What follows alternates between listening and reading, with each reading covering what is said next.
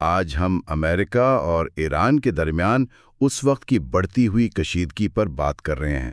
ہمارے پاس ایک مضمون ہے، عنوان ہے کیا امریکہ ایران پر حملہ کرنے والا ہے؟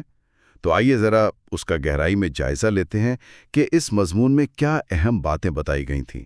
اس مضمون میں جو ایک بات فوراً سامنے آتی ہے وہ اس وقت کے صدر ٹرمپ کی طرف سے تہران کے شہریوں کو ایک وارننگ تھی، شہر خالی کرنے کی وارننگ۔ یہ تو بہت ہی غیر معمولی بات تھی۔ مضمون کے مطابق انہوں نے سوشل میڈیا پر ایک پیغام میں ایران پر زور دیا تھا کہ وہ نیوکلیئر ڈیل پر دستخط کریں، ساتھ ہی انسانی جانوں کے ممکنہ نقصان پر افسوس بھی ظاہر کیا اور یہ بھی واضح کیا کہ ایران کو جوہری ہتھیار تو کسی صورت حاصل نہیں کرنے دیے جائیں گے، اور پھر یہ وارننگ کہ تہران کو خالی کر دیا جائے۔ جی، یہ وارننگ اس لحاظ سے بہت اہم تھی، جیسا کہ مضمون بتاتا ہے کہ عام طور پر اس سطح پر یعنی سربراہ مملکت کی طرف سے ایسی براہ راست دھمکی کم ہی دیکھنے میں آتی ہے۔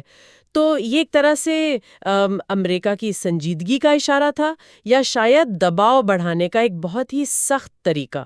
بالکل، لیکن پھر اسی مضمون میں ایک اور پہلو بھی ہے۔ کینیڈا میں G7 سمٹ ہو رہی تھی۔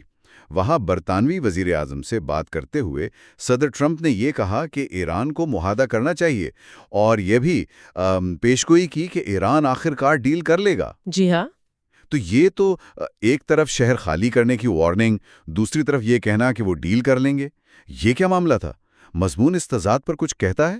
دیکھیں، اگر ہم مضمون کی تفصیلات کو جوڑ کر دیکھیں تو یہ شاید ایک ملی جلی حکمت عملی کی طرف اشارہ کرتا ہے، یعنی ایک طرف سفارتی کوشش یا کم از کم اس کا اندیا کہ ڈیل ہو سکتی ہے، اور دوسری طرف انتہائی سخت فوجی دباؤ کا تاثر دینا۔ اور مضمون میں یہ بھی ذکر ہے کہ وائٹ ہاؤس کے مطابق صدر ٹرمپ نے اپنی نیشنل سیکیورٹی کونسل کو بھی تیار رہنے کا حکم دیا تھا۔ اچھا، تو مطلب یہ ہوا کہ عوامی سطح پر وارننگ بھی دی گئی، G7 میں معاہدے کی امید یا پیشگوئی بھی کی گئی، اور نیشنل سیکیورٹی کونسل کو تیاری کا حکم بھی۔ تو ان سب سے مل کر کیا تصویر بنتی ہے اس مضمون کے مطابق؟ مضمون جو تصویر پیش کر رہا ہے وہ شاید یہ ہے کہ امریکی پالیسی اس وقت بے وقت کئی سمتوں میں جاتی نظر آ رہی تھی۔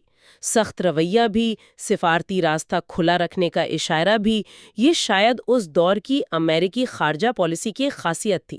جیسا کہ مضمون سے ظاہر ہوتا ہے، غیر متوقع ہونا، زیادہ سے زیادہ دباؤ ڈالنا، بھلے ہی طریقے بظاہر متضاد ہی کیوں نہ لگیں۔